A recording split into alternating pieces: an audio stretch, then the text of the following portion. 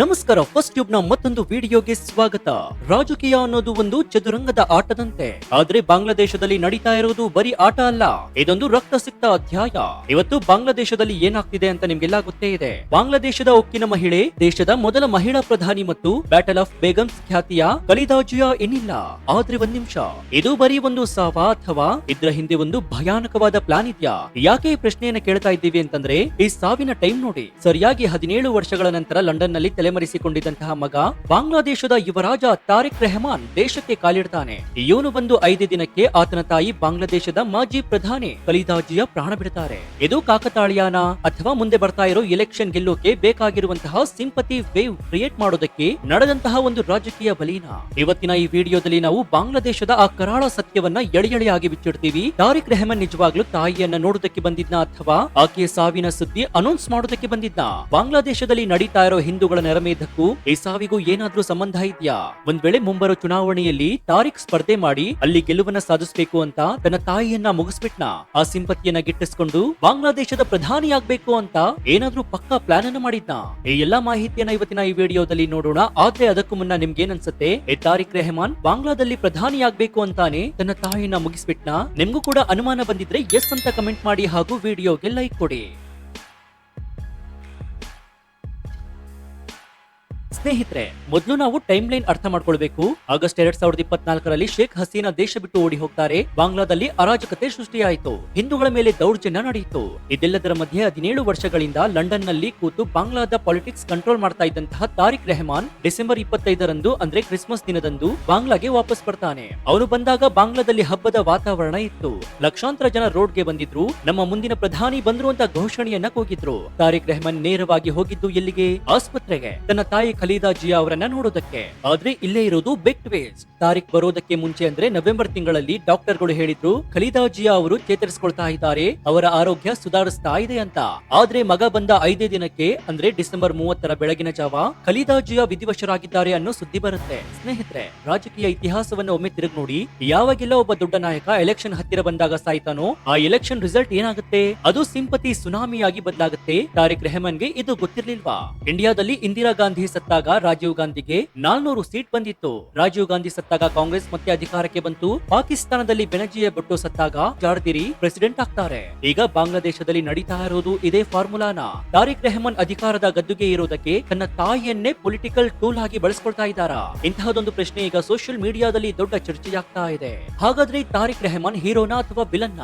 ಸ್ವಲ್ಪ flash back ಗೆ ಹೋಗೋದಾದ್ರೆ, ಯಾರು ಈ ತಾರಿಕ್ ರೆಹಮಾನ್? ಇವರನ್ನ ಬಾಂಗ್ಲಾದೇಶದಲ್ಲಿ ಮಿಸ್ಟರ್ 100% ಅಂತ ಕರೀತಾರೆ. ಅಂದ್ರೆ ಇವರ ಅಮ್ಮ ಪ್ರಧಾನಿಯಾಗಿದ್ದಾಗ ಯಾವುದೇ ಸರ್ಕಾರಿ ಕಾಂಟ್ರಾಕ್ಟ್ ಆಗ್ಬೇಕು ಅಂತಂದ್ರೂ ಕೂಡ ಇವರಿಗೆ 10% ಕಮಿಷನ್ ಕೊಡ್ಲೇಬೇಕಿತ್ತು. ಭ್ರಷ್ಟಾಚಾರ, ಕೊಲೆ, ದರೋಡೆ ಇವರ ಮೇಲೆ ಇಲ್ಲದಿರೋ ಕೇಸ್ಗಳೇ ಇಲ್ಲ. 2004ರಲ್ಲಿ ಶೇಖ್ ಹಸೀನಾ ಮೇಲೆ ಗ್ರೆನೇಡ್ ಅಟ್ಯಾಕ್ ಮಾಡಿಸಿದ ಮಾಸ್ಟರ್ ಮೈಂಡ್ ಇವರೇ ಅಂತ ಕೋರ್ಟ್ ಹೇಳಿತ್ತು. ಅಂಥವನು 17 ವರ್ಷ ದೇಶ ಬಿಟ್ಟು ಓಡಿ ಹೋಗಿದ್ದವನು ಈಗ ಏಕಾಏಕಿ ನಾನು ಬಾಂಗ್ಲಾದೇಶವನ್ನ ಉದ್ಧಾರ ಮಾಡ್ತೀನಿ ಅಂತ ವಾಪಸ್ ಬಂದಿದ್ದಾನೆ. ಆದ್ರೆ ಅವನಿಗೆ ದೊಡ್ಡ ಸಮಸ್ಯೆ ಇತ್ತು. ಅದೇನ್ ಗೊತ್ತಾ? ಟ್ರಸ್ಟ್ ಅಂದ್ರೆ ನಂಬಿಕೆ. ಬಾಂಗ್ಲಾದ ಜನ ಶೇಖ್ ಹಸೀನಾ ಮೇಲಿನ ಸಿಟ್ಟಿಗೆ ಇವರ ಪಕ್ಷಕ್ಕೆ ಸಪೋರ್ಟ್ ಮಾಡಿದ್ರೆ ಹೊರತು ತಾರಿಕ್ ರೆಹಮಾನ್ ಒಬ್ಬ ಒಳ್ಳೆಯ ನಾಯಕ ಅಂತ ಅಲ್ಲ. ತಾರಿಕ್ ರೆಹಮಾನ್ ಗೆಲ್ಬೇಕು ಅಂತಂದ್ರೆ ಜನರಿಗೆ ಅವನ ಮೇಲೆ ಪ್ರೀತಿ ಹುಟ್ಟಬೇಕು ಅಥವಾ ಅನುಕಂಪ ಹುಟ್ಟಬೇಕು. ಪ್ರೀತಿ ಹುಟ್ಟೋದು ಕಷ್ಟ, ಯಾಕಂದ್ರೆ ಅವನ ಹಿಸ್ಟರಿ ಹಾಕಿದೆ. ಆದ್ರೆ ಅನುಕಂಪ ಇದು ಈಸಿ. ಪಾಪ, ತಾಯಿಯನ್ನ ಕಳೆದುಕೊಂಡ ಮಗ, ಅಮ್ಮನ ಕೊನೆ ಆಸೆ ಈಡೇರಿಸೋದಕ್ಕೆ ಬಂದಿರೋ ಮಗ. ಇಂತಹದೊಂದು ಸೆಂಟಿಮೆಂಟ್ ವರ್ಕೌಟ್ ಆದ್ರೆ ಬಾಂಗ್ಲಾದೇಶದ 300 ಸೀಟ್ಗಳಲ್ಲಿ 250 ಸೀಟು ಪಕ್ಕ. ಈ ಆಂಗಲ್ ನಲ್ಲಿ ನೋಡಿದ್ರೆ ಖಲೀದಾ ಜಿಯಾ ಅವರ ಸಾವು ತಾರಿಕ್ ರೆಹಮಾನ್ಗೆ ಬರೀ ನಷ್ಟ ಅಲ್ಲ, ಅದೊಂದು ಪೊಲಿಟಿಕಲ್ ಜಾಕ್ಪಾಟ್. ಈಗ ನಿಮ್ಮ ಪ್ರಶ್ನೆಯ ಇನ್ನೊಂದು ಭಾಗಕ್ಕೆ ಬರೋಣ. ಬಾಂಗ್ಲಾದೇಶದಲ್ಲಿ ಹಿಂದೂಗಳ ಕಥೆ ಏನಾಯಿತು ಅಂತ.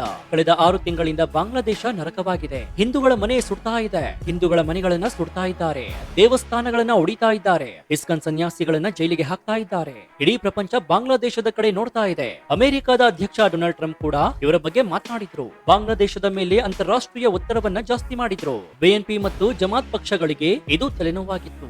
ಯಾಕಂದ್ರೆ ಎಲೆಕ್ಷನ್ ಹತ್ರ ಬರ್ತಾ ಇದೆ. ಪ್ರಪಂಚದ ಕಣ್ಣಲ್ಲಿ ನಾವು ಉಗ್ರಗಾಮಿಗಳು ಅಂತ ಅನ್ನಿಸಬಾರ್ದು. ಅದಕ್ಕೆ ಅವರಿಗೆ ಬೇಕಿತ್ತು ಒಂದು ಬಿಗ್ ನ್ಯೂಸ್. ಅದು ಎಂತ ನ್ಯೂಸ್ ಅಂದ್ರೆ, ಹಿಂದೂಗಳ ಮೇಲಿನ ದೌರ್ಜನ್ಯದ ಸುದ್ದಿಯನ್ನ ಜನ ಮರಿಬೇಕು. ಮೀಡಿಯಾದವರು ಹಿಂದೂಗಳನ್ನ ಬಿಟ್ಟು ಬೇರೆ ಏನನ್ನಾದ್ರೂ ತೋರಿಸಬೇಕು. ಅದಕ್ಕೆ ಸಿಕ್ಕಿದ್ದೆ ಖಲೀದಾ ಜಿಯಾ ಸಾವು. ನೋಡಿ, ಇವತ್ತು ಯಾವ ನ್ಯೂಸ್ ಚಾನೆಲ್ ಕೂಡ ಹಿಂದೂಗಳ ಮೇಲಿನ ದಾಳಿ ಬಗ್ಗೆ ಮಾತನಾಡ್ತಾ ಇಲ್ಲ. ಎಲ್ಲರೂ ಖಲೀದಾ ಜಿಯಾ ಅಂತ್ಯಕ್ರಿಯೆ, ತಾರಿಕ್ ರೆಹಮಾನ್ ಕಣ್ಣೀರು, ಬಾಂಗ್ಲಾದೇಶದ ಶೋಕ ಇದ್ರಲ್ಲೇ ಬ್ಯುಸಿಯಾಗಿದ್ದಾರೆ. ಇದನ್ನೇ ಅಲ್ವಾ ಡೈವರ್ಷನ್ ಪಾಲಿಟಿಕ್ಸ್ ಅನ್ನೋದು. ಒಂದೇ ಕಲ್ಲಿಗೆ 2 ಹಕ್ಕಿ. ಒಂದು, ಎಲೆಕ್ಷನ್ಗೆ ಸಿಂಪತಿ ವೇವ್ ಸಿಕ್ತು. ಎರಡನೇದಾಗಿ ಹಿಂದೂಗಳ ಮೇಲಿನ ದೌರ್ಜನ್ಯದ ಸುದ್ದಿಯನ್ನ ಹೂತು ಹಾಕಲಾಯಿತು. ಇದು ಮಾಸ್ಟರ್ ಪ್ಲಾನ್ ಅಲ್ವಾ? ಏನೋ ಇಲ್ಲಿ ಒಂದು ಇಂಟ್ರೆಸ್ಟಿಂಗ್ ವಿಚಾರ ಕೂಡ ಇದೆ. ಖಲೀದಾ ಜಿಯಾ ಅಡ್ಮಿಟ್ ಆಗಿದ್ದ ಆಸ್ಪತ್ರೆ ಯಾವ್ದು ಗೊತ್ತಾ? Ever care hospital. ಅಲ್ಲಿಗೆ ಸಾಮಾನ್ಯ ಜನರಿಗೆ ಹೋಗೋದಕ್ಕೆ ಬಿಡ್ತಾ ಇರಲಿಲ್ಲ. ತಾರಕ್ ರೆಹಮಾನ್ ಬಂದ್ಮೇಲೆ ಆಸ್ಪತ್ರೆಯ ಸೆಕ್ಯೂರಿಟಿ ಇನ್ನೂ ಕೂಡ ಟೈಟ್ ಆಯ್ತು. ಅವರ ಪಕ್ಷದವರೇ ಹೇಳ್ತಿರೋ ಪ್ರಕಾರ ಖಲೀದಾ ಜಿಯಾ ಅವರು ತಾರಿಕ್ ರೆಹಮಾನ್ ಜೊತೆ ಕೊನೆಯದಾಗಿ ಏನೋ ಮಾತನಾಡಿದ್ರು. ಅದೇನ್ ಮಾತು? ಕೆಲವು ಮೂಲಗಳ ಪ್ರಕಾರ ಖಲೀದಾ ಜಿಯಾ ಅವರಿಗೆ ಅಧಿಕಾರವನ್ನ ತಾರಿಕ್ ಕೈಗೆ ಕೊಡೋದು ಇಷ್ಟ ಇರಲಿಲ್ವಂತೆ. ಯಾಕಂದ್ರೆ ತಾರಿಕ್ ತುಂಬಾ ರಾಡಿಕಲ್ ಅಂತೆ. ಅವನು ಪಾಕಿಸ್ತಾನದ ISI ಜೊತೆ ಲಿಂಕ್ ಇಟ್ಕೊಂಡವನು. ತಾಯಿ ಸೆಕ್ಯುಲರ್ ಅಲ್ಲಿದ್ರು ಕೂಡ ಮಗನಷ್ಟು ಕ್ರೂರಿಯಾಗಿರ್ಲಿಲ್ಲ. ತಾಯಿಗೂ ಮಗನಿಗೂ ಭಿನ್ನಾಭಿಪ್ರಾಯ ಏನಾದ್ರೂ ಇತ್ತ? ಅಥವಾ ತಾರಿಕ್ ರೆಹಮಾನ್ ಬಂದು ಅಮ್ಮ ನೀನು ರೆಸ್ಟ್ ತಗೋ, ಏನೋ ಪಾರ್ಟಿ ನಾನೇ ನೋಡ್ಕೊಳ್ತೀನಿ ಅಂತ ಹೇಳಿ ಅವರ life support system switch off ಮಾಡಿದ್ರ? ಇದನ್ನ ನಾವು ಹೇಳ್ತಾ ಇಲ್ಲ, ಸೋಷಿಯಲ್ ಮೀಡಿಯಾದಲ್ಲಿ ಜನ ಕೇಳ್ತಾ ಇರೋ ಪ್ರಶ್ನೆ. ಯಾಕಂದ್ರೆ ಮೆಡಿಕಲಿ ಸ್ಟೇಬಲ್ ಆಗಿದ್ದ ಮನುಷ್ಯ ಮಗ ಬಂದ ತಕ್ಷಣ ಕ್ರಿಟಿಕಲ್ ಆಗೋದು ಹೇಗೆ? ಇನ್ನೊಂದು ಥಿಯರಿ ಕೂಡ ಇದೆ. ಖಲೀದಾ ಜಿಯಾ ಅವರು ನ್ಯಾಚುರಲ್ ಆಗಿಯೇ ಸತ್ತಿರಬಹುದು. ಆದ್ರೆ ಆ ಸಾವಿನ ಸುದ್ದಿಯ ಅನೌನ್ಸ್ ಮಾಡೋದಕ್ಕೆ ತಾರಿಕ್ ಬರೋವರೆಗೂ ಕಾದಿದ್ರ? ಅಂದ್ರೆ ಅವರು ಸತ್ತು 3-4 ದಿನಗಳು ಆಗಿತ್ತ. ಬಾಡಿಯನ್ನ ಫ್ರೀಜರ್ ನಲ್ಲಿ ಇಟ್ಟು ಮಗ ಲಂಡನ್ ಇಂದ ಬಂದು ನನ್ನ ಮಡಿಲಲ್ಲೇ ತಾಯಿ ಪ್ರಾಣ ಬಿಟ್ರು ಅಂತ ತೋರಿಸಿಕೊಳ್ಳೋದಕ್ಕೆ ಈ ಡ್ರಾಮಾ ಮಾಡಿದ್ರ? ಇದು ರಾಜಕೀಯದಲ್ಲಿ ಹೊಸತೇನಲ್ಲ.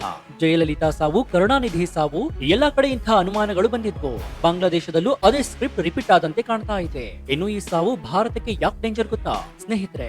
ಖಲೀದಾ ಜಿಯಾ ಅವರು ಭಾರತದ ವಿರೋಧಿ ಆಗಿದ್ರು ನಿಜ, ಆದ್ರೆ ಅವರ ಮಗ ತಾರಿಕ್ ರೆಹಮಾನ್ ಭಾರತದ ಪರಮ ವೈರಿ.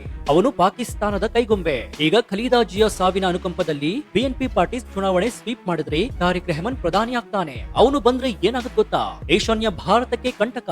ಬಾಂಗ್ಲಾದ ಬಾರ್ಡರ್ ಮೂಲಕ ಉಗ್ರಗಾಮಿಗಳಿಗೆ ಸಪೋರ್ಟ್ ಸಿಗುತ್ತೆ. ಚಿಕನ್ ನೇ ಕಾರಿಡಾರ್ ಗೆ ಥ್ರೆಟ್ ಆಗುತ್ತೆ. ಹಿಂದೂಗಳ ಮಾರಣ ಹೋಮ. ತನ್ನ ತಾಯಿ ಸಾಯುವುದಕ್ಕೆ ಭಾರತವೇ ಕಾರಣ, ಹಸೀನಾ ಕಾರಣ ಅಂತ ತಾರಿಕ್ ಭಾಷಣ ಮಾಡಿದ್ರೆ ಸಾಕು, ಬಾಂಗ್ಲಾದೇಶದಲ್ಲಿ ಉಳಿದಿರೋ ಹಿಂದೂಗಳನ್ನ ಸುಟ್ಟು ಹಾಕ್ತಾರೆ. ಈಗಲೇ ಅಲ್ಲಿ ಜಮಾತ್ ಇಸ್ಲಾಮಿಕ್ ಸ್ಟ್ರಾಂಗ್ ಆಗಿದೆ. ಏನೋ ಚೀನಾ ಪಾಕ್ ಮೈತ್ರಿ. ಬಾಂಗ್ಲಾದೇಶ ಸಂಪೂರ್ಣವಾಗಿ ಪಾಕಿಸ್ತಾನ ಮತ್ತು ಚೀನಾದ ಮಡಿಲು ಸೇರುತ್ತೆ. ಇನ್ನು ಈ ತಾರಿಕ್ ತನ್ನ ತಾಯಿಯ ಸಾವನ್ನ ಬಳಸಿಕೊಂಡು ಭಾರತದ ವಿರುದ್ಧ ದ್ವೇಷ ಬಿತ್ತು ಕೆಲಸ ಮಾಡ್ತಾನೆ. ಶೇಖ್ ಹಸೀನಾ ತನ್ನ ತಾಯಿಯನ್ನ ಜೈಲಿಗಟ್ಟು ಸಾಯಿಸಿದ್ರು. ಹಸೀನಾಗೆ ಸಪೋರ್ಟ್ ಮಾಡಿದ್ದು ಭಾರತ ಅನ್ನೋ ನೆರೆಟಿವ್ ಸೆಟ್ ಮಾಡ್ತಾರೆ. ಇದರಿಂದ ಎಲೆಕ್ಷನ್ ಅಲ್ಲಿ ಓಟ್ಗಳು ಸಿಗುತ್ತೆ. ಆದ್ರೆ ಎರಡು ದೇಶದ ಸಂಬಂಧ ಶಾಶ್ವತವಾಗಿ ಮುಗಿದು ಹೋಗುತ್ತೆ. ಸೊ ಒಟ್ಟಾರೆಯಾಗಿ ನೋಡೋದಾದ್ರೆ ರಾಜಕೀಯದಲ್ಲಿ ಅಧಿಕಾರಕ್ಕಾಗಿ ಏನ್ ಬೇಕಾದ್ರೂ ಮಾಡ್ತಾರೆ. ಇತಿಹಾಸದಲ್ಲಿ ತಂದೆಯನ್ನ ಮಗ ಕೊಂದ, ಅಣ್ಣನನ್ನ ಕೊಂದ ತಮ್ಮಂದಿರ ಕಥೆಗಳನ್ನ ಓದಿದ್ದೀವಿ. ಇವತ್ತು ಬಾಂಗ್ಲಾದೇಶದಲ್ಲಿ ಅಧಿಕಾರದ ಅಪಹಪಿಗೆ 17 ವರ್ಷಗಳ ನಂತರ ಬಂದಂತಹ ಮಗ ತಾಯಿಯ ಶವಯಾತ್ರೆಯ ಮೂಲಕ ಸಿಂಹಾಸನ ಏರುವುದಕ್ಕೆ ಹೊರಟಿದ್ದಾನೆ. ಇದು ನಿಜವಾಗ್ಲೂ ತಾಯಿಯ ಮೇಲಿನ ಪ್ರೀತಿನ ಅಥವಾ ಹೆಣದ ಮೇಲೆ ಅಧಿಕಾರ ನಡೆಸೋ ರಾಜಕೀಯನ? ಬಾಂಗ್ಲಾದೇಶದ ಜನ ಇದನ್ನ ಅರ್ಥ ಮಾಡ್ಕೊಳ್ತಾರ ಅಥವಾ ಈ ಕಣ್ಣೀರಿಗೆ ಕರಗಿ ಮತ ಹಾಕಿ ತಮ್ಮ ದೇಶವನ್ನ ಮತ್ತು ಅಲ್ಲಿರೋ ಅಲ್ಪಸಂಖ್ಯಾತರನ್ನ ಸಂಪೂರ್ಣವಾಗಿ ನಾಶ ಮಾಡ್ಕೊಳ್ತಾರ? ಇದನ್ನ ಕಾಲವೇ ನಿರ್ಧರಿಸಬೇಕು. ಆದ್ರೆ ಒಂದಂತೂ ಸತ್ಯ, ಈ ಎಲೆಕ್ಷನ್ ರಿಸಲ್ಟ್ ಕೇವಲ ಬಾಂಗ್ಲಾದೇಶದ ಭವಿಷ್ಯ ಅಲ್ಲ, ಭಾರತದ ಭದ್ರತೆಗೂ ಕೂಡ ಒಂದು ದೊಡ್ಡ ಸವಾಲಾಗಿದೆ. ಸೊ ನಿಮ್ಗೆ ಏನ್ ಅನ್ಸುತ್ತೆ? ತಾರಿಕ್ ರೆಹಮಾನ್ ಬರೋವರೆಗೂ ಖಲೀದಾ ಜಿಯಾ ಅವರು ಸಾವು ಕಾಯ್ತಾ ಇತ್ತ ಅಥವಾ ಇದು ಪಕ್ಕ ಪ್ರೀ ಪ್ಲಾನ್ಡ್ ಮರ್ಡರ್? ನಿಮ್ಗೆ ಏನ್ ಅನ್ಸುತ್ತೆ ಅಂತ ಕಮೆಂಟ್ ಮಾಡಿ. ಹಾಗೂ ವಿಡಿಯೋಗೆ ಲೈಕ್ ಕೊಡಿ. ಜೊತೆಗೆ ನೀವು ಇನ್ನೂ ನಮ್ಮ ಚಾನೆಲ್ ಅನ್ನ ಸಬ್ಸ್ಕ್ರೈಬ್ ಮಾಡ್ಕೊಂಡಿಲ್ಲ ಅಂದ್ರೆ ಈ ಕೂಡಲೇ ಸಬ್ಸ್ಕ್ರೈಬ್ ಮಾಡ್ಕೊಂಡು ಪಕ್ಕದಲ್ಲಿರುವಂತಹ ಬೆಲ್ ಐಕಾನ್ ಅನ್ನ ಪ್ರೆಸ್ ಮಾಡಿ. ಇದರಿಂದ ನಾವು ಹಾಕುವ ಹೊಸ ವಿಡಿಯೋಗಳ ನೋಟಿಫಿಕೇಶನ್ ಮೊದಲು ನಿಮಗೆ ಸಿಗುತ್ತೆ. ಇನ್ನು ನಮ್ಮ ಚಾನೆಲ್ ನಲ್ಲಿ ಇಂತಹ ಅನೇಕ ಕುತೂಹಲಕಾರಿ ವಿಡಿಯೋಗಳು ಇವೆ, ಅವುಗಳನ್ನು ನೋಡಿ ಪ್ರೋತ್ಸಾಹಿಸಿ. ಇದಾಗಿತ್ತು ಈ ಕ್ಷಣದ ವಿಶೇಷ. ನೋಡ್ತಾ ಇರಿ ಫಸ್ಟ್ ಟ್ಯೂಬ್ ಕನ್ನಡ. ಧನ್ಯವಾದ.